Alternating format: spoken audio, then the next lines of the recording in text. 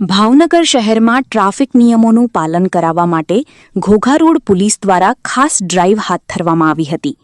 આ કાર્યવાહી દરમિયાન પોલીસ દ્વારા અલગ અલગ વિસ્તારોમાં ચેકિંગ કરવામાં આવ્યું હતું.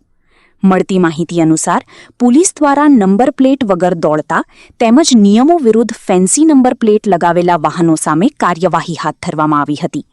ડ્રાઇવ દરમિયાન કુલ 11 વાહનોને ડિટેઇન કરવામાં આવ્યા હોવાનું જાણવા મળી રહ્યું છે.